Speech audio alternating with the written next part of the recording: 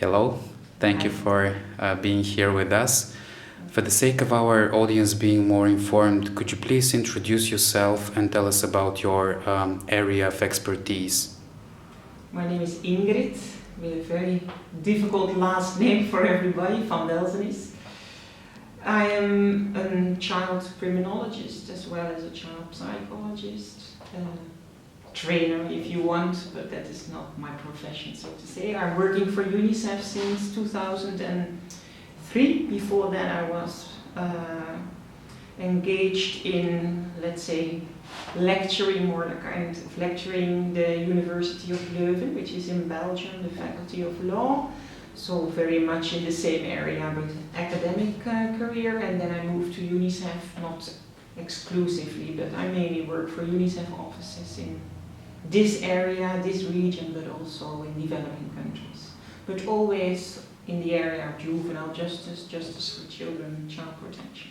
Can you tell us a bit more about your mission here in Bulgaria, those past 2 weeks that you spent here? Yeah, I'm at the end, unfortunately. You are right, 2 weeks.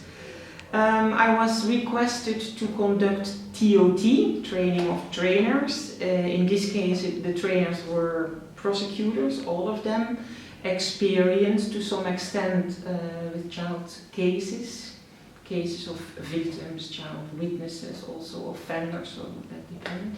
Some had a lot of experience, some shared with us that they had more than 22 years of experience, some were just appointed to work in children cases.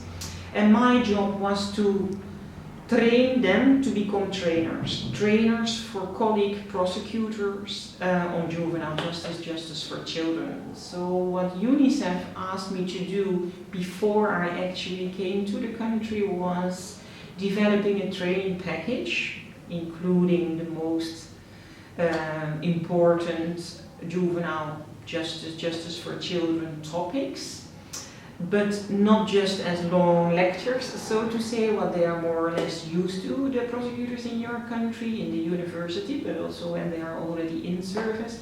But they requested me to develop a package with that content, but more in an interactive way. So my job, so to say, during the first week of the TOT was to, let's say, twofold it. Content, to make them aware of the content of the package, and if they were not yet aware of it or didn't have that much experience, to elaborate on it, which actually happened, but that was not planned before. And then how to deliver this content when they are the trainers. So the idea was that I demonstrated them how I planned it in the training package, demonstrated it, and then give some of them or all of them the opportunity to model me, to do it in another adjusted way if they feel more comfortable, but to move away, let's say, from these long lectures and the participants writing down or receiving handouts. So it was a little bit two things to do during that first week, which was actually 4 full days, with 17 potential trainers, prosecutors in total. And then the next week, which was actually, in my view, very well planned by UNICEF, immediately putting it into practice with me still around to help, to assist, but mainly to observe and give feedback afterwards. And this is also what happened. The idea was actually that the group of 17 potential trainers was split into 2 equal groups, but that didn't happen. We had a group of 12 and a group of 5, and to deliver the 2 days training package that I went through together with them, that they delivered that to their colleague prosecutors in 2 groups, so 2 times 2 days, but that didn't happen due to logistics. That's what I was told. So they had only both 2 half days, so 1 day in total for both training teams. So for them it was very challenging. For different reasons, of course. They got the TOT, which was content and methodology and very limited time for them individually to exercise and feel comfortable to do the real job afterwards in the tryouts. And then also to select the content for 1 day, while I actually delivered content for 2 days, so they had to make a selection. or to change the methodology. And because most of them didn't have training experience at all, it was actually not easy for them to do. So Cremena and I helped them, of course, with that. But when the prosecutors arrived, they expected a training, and actually they did a really good job in terms of content, definitely. Also the content they were not aware of when it was the TOT, so they did really a good job in terms of content, and also the methodology. They didn't take all the methodology I actually suggested, and they made it more like a lecture, but in an interactive way. Sometimes we call that a dialogue or interactive lecture. Doesn't matter what the term is. They also conducted training not in their usual seating arrangement, which is, I think you know, like the rows and people are sitting behind each other, looking at each other's back and the trainer in front. They made a U shape, like actually Cremena and I did during the TOT, and in the beginning they were like, why are you changing our beautiful training environment? But I think they liked it during the TOT, and not only liking, I think they understood the advantages of it, and they were really much more engaged in discussions, and it was easier for them to compose small groups when people are sitting in a U or in a circle shape. So they did the training like that. They used a lot of flip charts, handouts, but not just handouts to hand out, but also handouts that were not fully prepared, let's say, or they were prepared, but some things were empty, and it was kind of plenary exercise or individual exercise for the prosecutors during the tryout to fill up the lacking information. Or some trainers, very nice, I didn't do it, so it was not my idea, it was really something they came up themselves, like telling a case, their own case, of a case they know from Bulgaria, really related to the work of the prosecutors, and then they asked particular questions and that they have to fill in on their handout. They had wonderful flip charts. I call it interactive flip charts because they made even 3 flip charts like this, one big one, and then they had kind of tools like they cut it children from I don't know where, and other small things, furniture that should be in the court or should be taken out of the court. So it was really nice to see how they prepared their flip chart, including some additional tools, and together with the participants, prosecutors, they actually filled up the flip chart in front of the class during, let's say, a plenary exercise or discussion. So I was actually kind of impressed by what they did, knowing where they come from, because in the beginning they told me, "Ooh, I have no training experience, can I be a trainer?" And I thought, maybe not, maybe in terms of content, but maybe not in terms of methodology. But they, like I said, they really did a good job. I don't know if all of them do want to become a trainer and really engaged in this kind of training and not just giving lectures. I don't know, we didn't ask, and it's also not up to us to judge. But what I know for sure, if the question of the, what is it called, the General Prosecution Office will be, Ingrid or UNICEF, can you give me 5 or even 6, 7 potential good trainers? I'm absolutely capable of doing that, because I saw really nice colleagues, I already call them colleague trainers who did an excellent job, given the time they had to prepare, because one group after the TOT had only the weekend, and of course in the weekend they also relax in a way, and we were in that, I don't know the name of the place, but this beautiful place where the prosecutors have their training, so they also went out, meaning they had more or less only 2 days to think about what they learned, to tailor it to the Bulgarian situation, to a 1-day training instead of 2 days training, and to deliver as a team, so they didn't have to do everything individually. The other group went home, so they had 2 more days. They arrived again on Wednesday to deliver their tryout for another group of prosecutors, which sounds as if they had 4 days, which is still absolutely not sufficient. I had much more, or I needed much more time to prepare myself, but they had 4 days. But what I understood is that they had to work on Monday and Tuesday as prosecutors, because after 1 week TOT, they had a lot of work. So also taking that into account, the second group absolutely was very well prepared, delivered a kind of different training content-wise and methodology-wise than the first group. So it was also nice for Cremena and I to see difference between two groups, although they were in the same TOT. I delivered the same to both groups and they did a different job. It is not about which one was better or not, but just differently, which is nice and good for UNICEF to think about why did they choose different methods, why did they choose different tools to explain more or less the same content.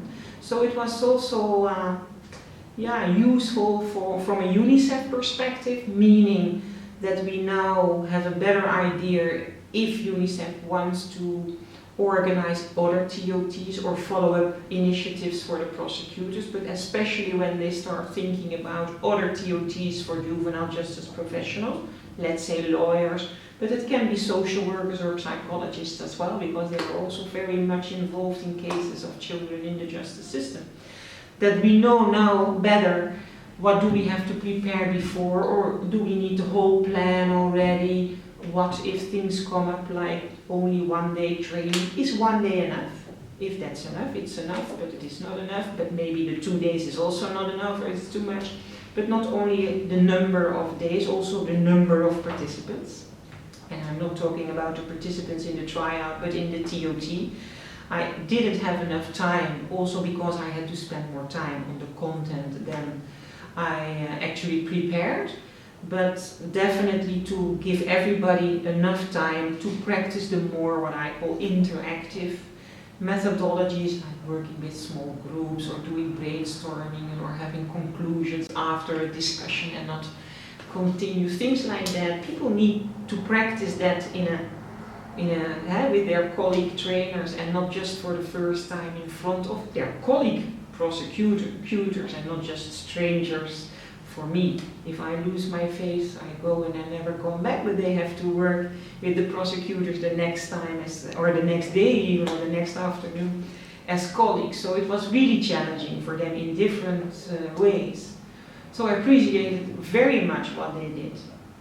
And also the openness actually of UNICEF, because when a consultant like me, an international one, comes in, goes out, but the last day, and that was this morning, you have what we call a debriefing. So I explain, in this case it was together with Cremena because she was with me those 2 weeks, explain to the other people what happened, which lessons we have learned, how we can improve our job as UNICEF for future initiatives. And I must say they really take in all the lessons, they really professionally reflect on it. So I think the next TOTs, with or without me, that's not the point, that UNICEF will organize, will be again very well and maybe even better, because they are very open to learn about, don't call it mistakes, but lessons you can only learn because you put things into practice. So I'm happy about personally my mission, not about what I did, but the mission as such. It was useful, and I think that the future initiatives will be maybe even better. Can you tell us why trainings like that are useful, especially for professionals who have been in their profession for some years now? For different reasons. You have always ideally pre-service training, what they received in very good universities, but then you have what we call advanced training or in-service training. You learn on the job, but you still need your colleagues, you need new input when it comes to new developments in juvenile justice, and then you might need someone from outside. But also, without me, sharing how people are addressing the same issues or different issues and can learn from each other. So in-service training with people who already have some experience or a lot of experience is very important for different reasons. And now what I understood is there is at this moment no practice, and now it's maybe becoming too technical, but what we call in our terms diversion, sending children away, not involving them in the justice system, but bring them back to their communities and deal with them there, more like a welfare system or protection system if you want, or alternatives to detention and not locking up children. This is somewhere in your law, it is there, but it is not really much practiced, definitely not before the court gets involved. So this was an important thing. It is there, but people have not yet developed practice. So there they can use me, so I can tell them what happens in other countries, neighboring countries, other countries, and they start thinking about it, what they can use and put in their own practice. And the other one was what they call the blue rooms. Those are actually the rooms where children, victims and witnesses are interviewed, so it doesn't have to be while they are confronted with the accused or the one, sometimes it's also used in courts, that children are separately giving their testimony. And that is a new practice, or quite recent practice in Bulgaria. And some of the prosecutors have experienced this. Behind the one-way screen they have observed this kind of interviews, so they could share practices from behind. Others had seen some demonstrations, so it was really nice. People were there without any experience, some of them had really experience, some of them knew it really theoretically and shared that. So that was really a good platform, so to say, in both tryout trainings as well as in the TOT, to share what's going on and what is developed or developing in Bulgaria at this moment. And of course my role at certain moments can be just to share how particular challenges are dealt with in other countries in a good or in a bad way, so they can reflect a little bit more. Those were, I think, the two main topics that they shared among each other, learned from each other. And then of course, in-service training is also about new things anyway. And Kremena told them about the national mechanism, coordination mechanism that exists in Bulgaria, new amendments that are discussed at this moment and why those ones were already discussed and where the challenges, which challenges there are. So that was another purpose of TOT or training, advanced training, both of the trainers in this, but also in the prior training. But those new things they didn't address that much in the tryout. Then and that's logical. If that's your first experience as a trainer, you are going to conduct the content you feel confident about because you are already, let's say, a little bit nervous or challenged when it comes to the methodology. So that's also an advice. If you are a new trainer, don't do too many new things, so to say. In your impression, how did those professionals in a system which is more or less conservative one, perceived the ideas of diversion or alternatives to detention? You say that they are there, we have provisions in the law, but how did the prosecutors think about those ideas? Will they implement them? Will they start thinking and acting more on them in those directions? I cannot really answer that question. I can tell you about my feeling, but what is a feeling? Because we didn't ask them. But we didn't make them ready, and this is what I can say for sure, to implement, because implementing means skills. If only giving knowledge is not sufficient to go back to your prosecution office and implement. So the training was not meant in that way. So they cannot implement new things now. The only thing we can expect is that they start thinking how to implement and maybe do little things. There are no mechanisms to implement diversion or all the probation system and things like that. That's what I understood. So they cannot do it, also not in terms of structures that are available or not, or the services in the community are not there. It's okay that you give someone the sentence probation, but probation usually means that you are going to do particular things in the community, and if that's not available, it's also impossible. So some things are not in the hands of the prosecutors.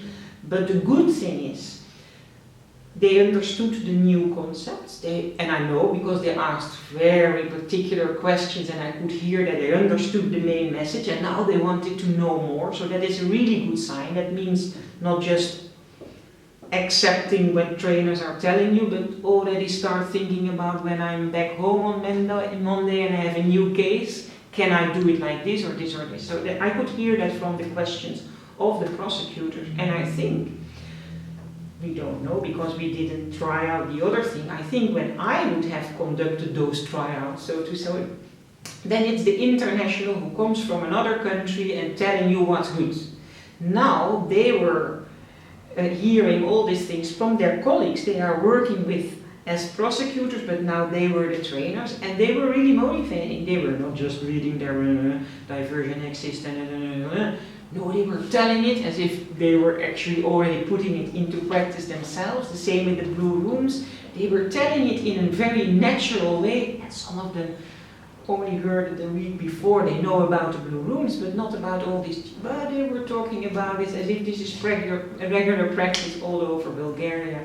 And I think that's a very good thing, to hear from your colleagues who are at that moment trainers, that this is a good thing and that it is challenging, and of course there are problems, but we are going to overcome the problems.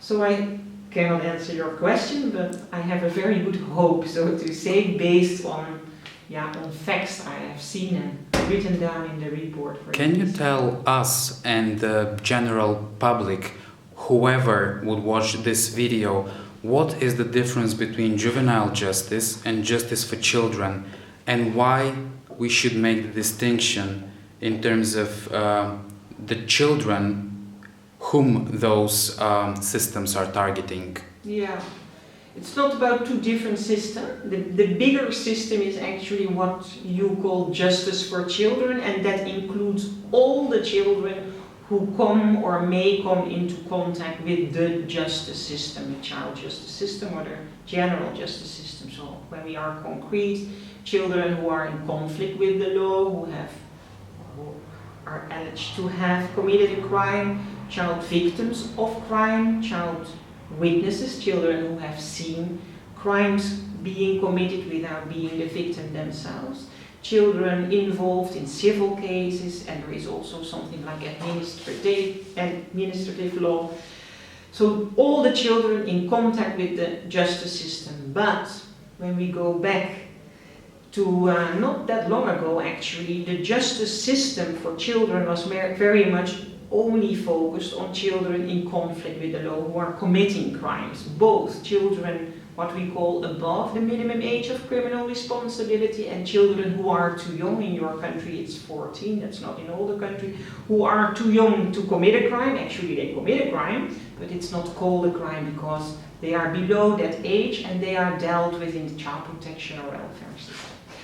Those two groups were actually targeted for a very long time, and not that long ago UNICEF actually, but then the bigger UNICEF, the worldwide UNICEF, together with other organizations, they said, come on, we shouldn't only focus on these children. We have many children who are victims of crime, witnesses of crime, involved in very serious civil procedures, and they are participating in those procedures, or should participate, but they are not participating. So all kind of issues. So let's make it justice for all children and not only juvenile justice, the children in conflict with the law. So this is actually not something typically for Bulgaria or for prosecutors. This is what happens everywhere and wherever. Let's say I work for UNICEF. We try to have all the children in contact with the law included in training, but sometimes it's not in one and the same training. Sometimes we have parallel trainings, but we make sure that the professionals understand that it is one and the same system. So it's not that it requires two different approaches. We have many things that apply to all these children, like participation, non-discrimination, the best interest of the child. Of course, it's different individually, but that applies to all the children. But the example of the blue rooms here in Bulgaria is only for victims and witnesses, or the diversion that we mentioned is only for offenders. So sometimes we have parallel trainings, but we make sure that the context the bigger framework is always. Can you share with us some, I would say, good practices that exist throughout the world and which really suit well the system of justice for children, something that perhaps we do not have in Bulgaria? I don't know, maybe courts for children, specialized courts, that's just a wild guess, but you could tell us more about good practices. Well, I mentioned the two that are not new to your country actually because of that reason. The diversion and what you call the blue rooms are at this moment really good practices that are supported and introduced or further developed in almost all the countries that have a juvenile justice or justice for children system, kind of separate system. That's why I mentioned them, and Bulgaria starts with it. So I think those two are actually very good examples. But of course, all starting practices can be improved. And for example, what is still under discussion, as far as I have understood it correctly, so maybe you have to ask my colleague Helena to double check what I'm saying now, but I think it's correct to say that the blue rooms, that's absolutely a good practice. Also the way it's introduced and developed in Bulgaria, but there is still a discussion, if I understood it correctly, about who should be the one who is actually asking the questions, who is actually conducting the interview when a child victim or victim is in that blue room. Now, and then there are many good practices. The only thing that should be everywhere is that person should be well trained. But the question here is, who is that person? And you are developing a practice where it is a psychologist, and the discussion, not only it can be a social worker as well, so to say, or maybe also paralegal, but people who are not investigative officers. In many countries you have the investigating officer who has been trained to particular interview, not interrogate, but interview child victims, witnesses of different ages, boys and girls who are victims of different kind of crimes, either only, but the preparation of the child is done by a psychologist or a social worker, or I also know countries where you have the investigating officer maybe leading the interview or not leading the interview, and then you have the social worker or the psychologist who is also in the room, and they do it together but with well-defined roles so that the child is not confused who he or she has to answer. And this is still under discussion, and it's not me that I'm not the right person. There is not one answer. The only one answer is you should be trained to do it, and then there are different good practices. And you are developing in Bulgaria good practice, but still searching for improvement, because it's not clear in Bulgaria at this moment what is the best practice when it is only the psychologist or social worker in the room with the child, whether we have to train the psychologist to ask the right questions, not only in a child-friendly way, that's no problem for psychologists and social workers, but also to make sure that the purpose is served, meaning the evidence should be on the table. In the end, after the interview, the prosecutor or the police, the judge, they need also facts. And that's something, of course, that psychologists do not learn during their education, university education. It can be the other way around, not other way around, but that the professionals, the investigating officers, are behind the one-way screen or even with a CCTV connection and they are somewhere else, but they have contact with the person who asks the questions. But then the role of the person who asks the question is only receiving, asking the question to the child, and if necessary, in a more child-friendly way, if the original question wasn't already in a child-friendly way. So this is another role of the person in the room, and this is still under discussion, but like I said, there are very different good practices with and without the investigator in the room or in a leading role or not, depending on the kind of crime or the age of the child. And I can say the same for diversion. Diversion is a little bit more complicated, and you can actually only start real diversion when you have your services in your regions available. Otherwise, you say you will not go into the system, you go back, but unconditionally. And the idea with diversion is a little bit that the child has to comply with. If we're still rolling. I think it's more than 10 minutes. It is, and this will be my last question, really last question. Okay, I'm ready now. Okay, my last question, can you send a message to children who are in contact with the justice system, whether it be children in conflict with the law or children in any other contact with the justice system, to the society and to professionals? What should we always keep in mind when we interact, treat, or have any engagement to children like that? How should we best protect their rights and serve for the best interest of society? What should we know about children like that? You should have come to the 2-day training, of course, but if you allow me to only mention one thing, I would say participation of children, because for me that includes all the other important things if you let the child participate in the right way. Meaning that you listen to the child, that you inform the child what this system is about. Most children, luckily, don't know about the system because they were never in contact with that system. So inform them so they can participate. And participate means not only that they can express their views and their concerns, but that the professionals are actually also listening and try to take the views and the concerns of the children into account, which doesn't mean that the child will tell the professional what to do and what to decide, but listen to the children and try to understand what's really going on and try to give that a place in your final decision. And if you cannot give it a place, cannot take it into account, explain to the child why you couldn't, because if you are a good professional, you have good reasons. And if you tell the child, the trust is not harmed, so they will still trust you or your colleague when they have to enter or will be in contact again with the system. So for me that is extremely important, and we call that the right to participation. And I think at this moment, I don't read Bulgarian, but I saw some very nice posters around the city, and I think that was the message. So that's also the reason I emphasize this one. Yeah. Okay, thank you so much. Most welcome.